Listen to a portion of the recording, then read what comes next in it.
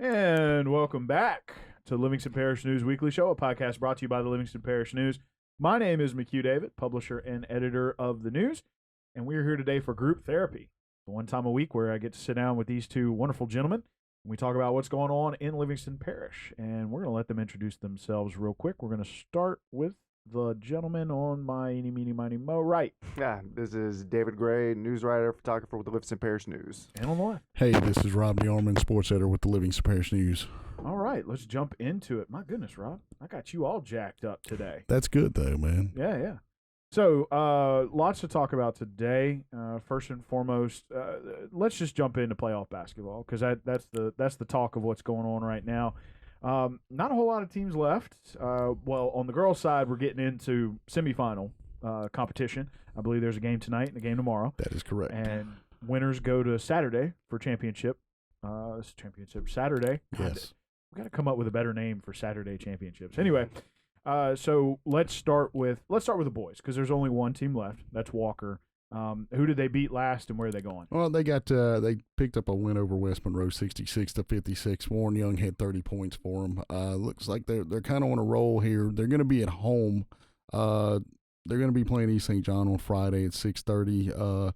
East St. John upset number 2 Alexandria 74-64 last night to kind of set that up. So and talking to Coach Skiro, they were coming out. West Monroe comes out of that district with Alexandria, and there's so many teams that are in that playoff pairing, so it kind of sets them up in that district. You're kind of talking about it, and then they get upset, So this is one of those things that when you play the playoffs, it's wide open. You can see anything happening here, and they're going to be at home. It's a good matchup, I think, for them, and they're going to be trying to get back to the state tournament. Sure.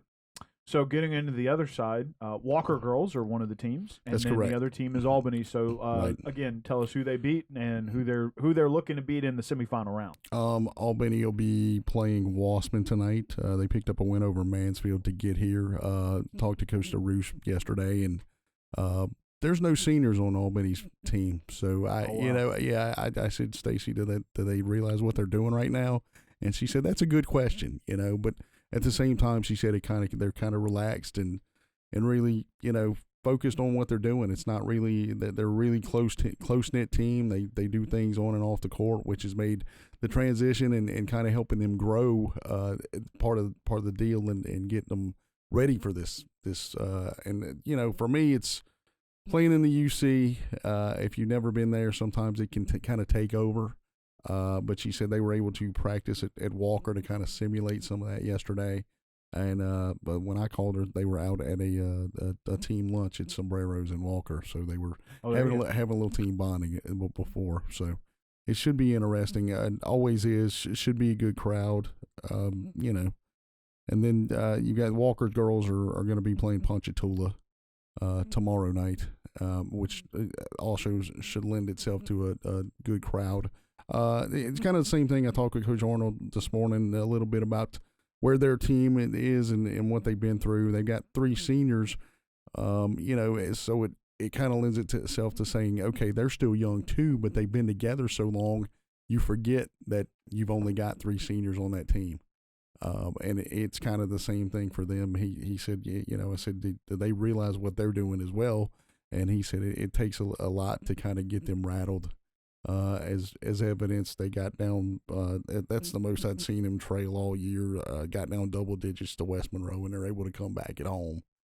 Just kind of wore them down. One of those deals where, and he said, that goes back to them playing in these tournaments over the holidays. They went to Texas, played in the tournament, and so we got down by 20. We got beat by a couple good teams, but those are the types of games that we play to get us ready for these types of games. Sure. So.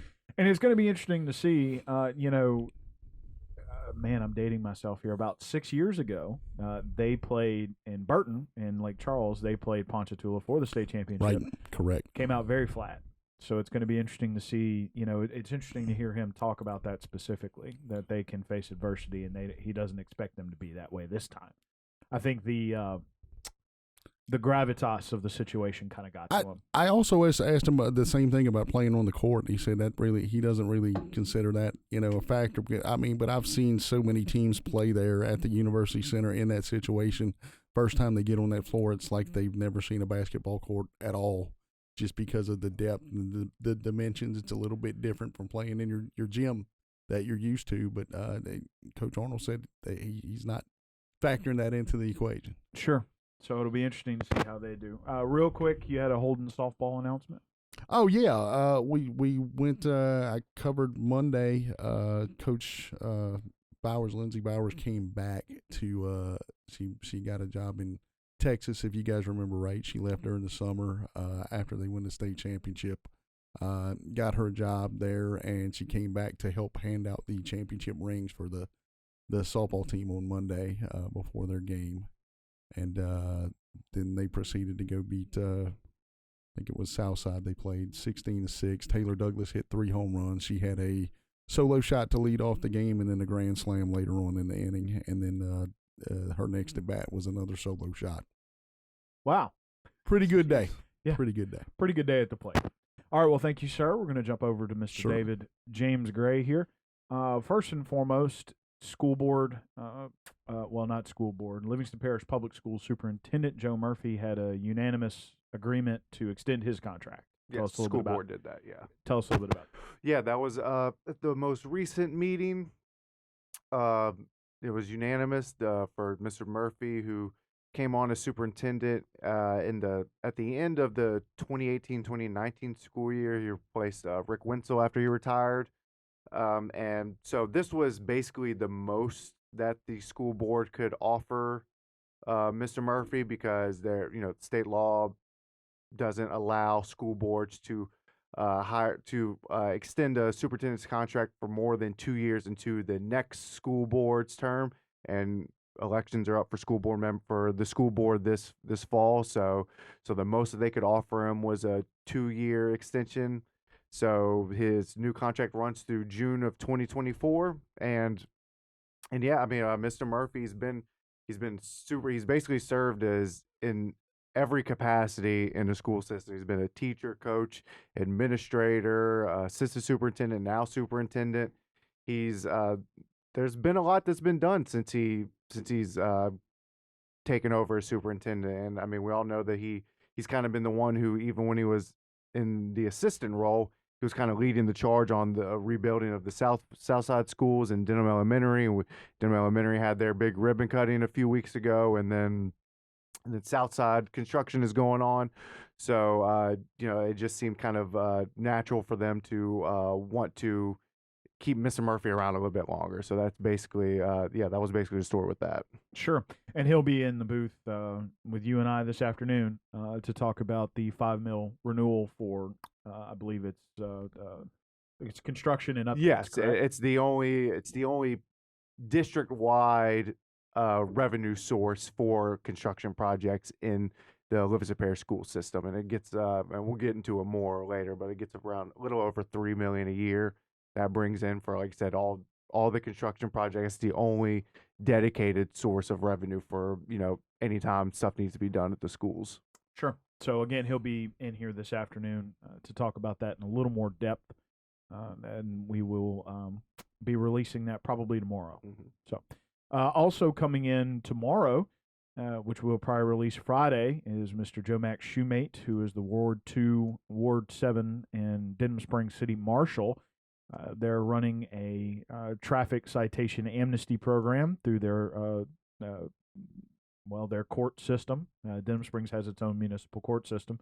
And I basically, and David, correct me if I'm wrong, but they're forgiving you on sort of the criminal portion of not paying the bill as long as you pay the bill. Yes, they're trying to get their money. So, right. I mean, yeah, and these bills are, non-violent, it's traffic citation, that sort of thing. So yeah, it's just a way for them to recoup that money and and make people more willing to come in to pay those fines. Sure. You tell them you're going to take away any severe penalty other than the fine.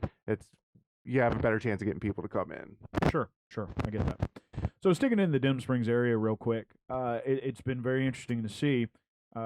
Captain D's closed and was replaced by a burger joint. I'll let you announce their name, but the lines have been much like Chick-fil-A. They're out into Range Avenue. Yeah. So that'll be up there near I-12 and Range Avenue. Tell us a little bit about it. Yeah, that's Highway 55. It's a North Carolina-based burger joint, and it kind of has that 1950s diner style a little bit. They opened, like you said, they took over the Captain D's. They opened, it was last week, early Monday or Tuesday. I can't remember the exact date, but yeah, they opened, and I remember seeing pictures they posted online, and I mean the lines were out the door. People were waiting. I believe they opened at 11 a.m. and I mean there was people waiting at 10 just to get these burgers, and so they opened last week. This is the only one. This is the only Highway 55 in Louisiana. Actually, it's in Denham Springs, and they're currently building one in Zachary. A representative told me, but yeah, as of right now, this is the only one in Louisiana. So it's kind of special that Denham Springs has something like that. And but yeah, I mean, from what everyone has been saying online and social media, one of our coworkers said the lines have been out the door. They have everything there. They have burgers, fries, shakes, sandwiches. I mean, they have a pretty big menu if you look them up online. So yeah, I haven't been out there myself yet, but maybe I'll go there for a burger one day soon. I'm thinking about giving it a try, but it's hard. It's hard to compete with Denim Patty. Denim Patty has been a staple around here, and it's been pretty good. I've eaten it since I was a kid. That was always a special day.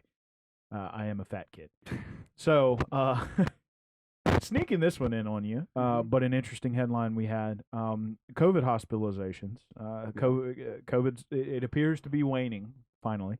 COVID hospitalizations have dropped below 700. Well, this wave appears to be waning. We'll Sure. see. But now actually they're below 600 now, and today we'll actually get the latest update from the Department of Health because they took off for the Mardi Gras break, essentially their daily reporting. But yeah, no, I mean it appears that this wave has pretty much ended, the Omicron wave, where there was record number of cases, present positivity, and I'm actually going to have a more in-depth story on breaking down the numbers, especially focusing on Livingston Parish from the months of January and February and how it compares to other months, because much like the rest of the state had reported the most cases it ever had in a month in January, Livingston Parish was the exact same. I believe it was like double the previous record. I have a monthly tally of the cases and deaths in Livingston Parish, and January was a particularly brutal month in terms of cases, not necessarily deaths, but in February those deaths have picked up because that's always the lagging indicator for all of these COVID numbers. Our deaths is usually the last number that you'll see a spike in, and then eventually that tails off. But yeah, I mean, and we talked about it last week that the governor kind of rescinded all of the mitigation measures for COVID. I mean, you saw people out there. There was a normal Mardi Gras this season. So yeah, it appears that COVID, this wave is behind us. Now, we'll see if Governor Edwards lifts the public health emergency. That would be the ultimate, sign that COVID is officially behind us. But as of right now, that the surge, I will say, is what is behind us. I'm, hesitant to say COVID's behind us because it's been 2 years and it's still technically here. It's still reporting, cases and deaths every day. So, but we'll see. It appears that we're getting closer to that point to where it is behind us. Sure. So second to last thing, penultimate, I believe is the term for it. Entergy recently announced that the exact amount of the Hurricane Ida Recovery Fund, which you will see on your bill. If you've ever looked at your electric bill, I don't think Demco does this for Livingston Parish residents, but Entergy has line item breakdown of your bill. If you take a look at it, it is you will see there's, I believe, Gustav's still on there as a recovery deal, and then there are several others that have hit the area, but you'll see them broken down, and now you will see an Ida one. So tell us how much that's going to be and how long it'll last. Yeah, $3.2 billion over the next 5 years. And that's not even for all of Ida. That's for 2020, 2021. You had a bunch of storms hit. You had Laura, Delta, Zeta, then the ice storm, and then Ida. Now these aren't the final estimates for Ida, so Energy has said, there might be an additional cost on top of this, but it's about, like I said, $3.2 billion over 5 years that the Louisiana Public Service Commission approved that Energy could pass on to its customers. It comes out to $8 to $10 a month essentially that you'll see on your bill. But yeah, I mean that's basically the brunt of it. You're gonna see, I'd say safe estimate $10 increase on your bill for the next 5 years, and then like I said, that could possibly be higher once they get everything done, all the damage costs for Ida done. That's just the initial damage cost for Ida. Gotcha. So last but certainly not least, kind of sticking with the disaster theme here, the city of Walker released I guess you could say, a series of suggestions and tips for, flooding/hurricane, mostly flooding. This is part of the municipality's outreach, and of course, Denham kind of tags. Denham will do some things, Walker will do some things, and they usually both try to get credit for it. But this is part of the community rating system. This is and it's an interesting set of tips, but it gets them points to help with local residents' flood insurance rates. It gets them points towards a discount. We've talked a lot about CRS and NFIP and that kind of thing in the past, but tell us a little bit about a couple of the suggestions they have. Yeah, I mean, we have if you want, we have the full list of suggestions and tips on our website. But yeah, I mean, it's a lot of it's kind of common knowledge stuff. One of them, I did not know. They have it broken down into different categories, and one is know your flood hazards and what you can do about it, and it lists where flooding in Walker is caused by, backwater from West Coyote Creek, Taylor Bayou, or flash flooding because of excessive rain. I didn't know about those two flooding sources, West Coyote Creek and Taylor Bayou. So some of that stuff is more than just your general information, such apply for flood insurance and that sort of thing. But it also has advice for if you're trying to do stuff to your home to prevent flooding. It lists the requirements you need to do. There are times when you'll need to get a permit, and it lists the permit office's phone number, that sort of thing. So yeah, I mean, it's just basic tips for homeowners or property owners, just stuff that is a good checklist basically to do before you buy a home or do work to a home. And a lot of this stuff you might be doing anyway. If you're a homeowner, hopefully you're in Louisiana and Livingston Parish. Flooding, I mean, I know when I bought a home in East Baton Rouge Parish, flooding is the top concern. So it's stuff that you're doing anyway, but it just kind of puts that in black and white for you. Sure. So check that out, of course, and you can always call your local municipality to ask them what they're doing in terms of CRS. Again, Walker do quite a bit of public awareness type stuff. So let's wrap it up here. Going to let these guys introduce themselves real quick, and this time we're going to start on my and the viewers left. Hey, this is Rob DeArmond, sports editor here at the Livingston Parish News.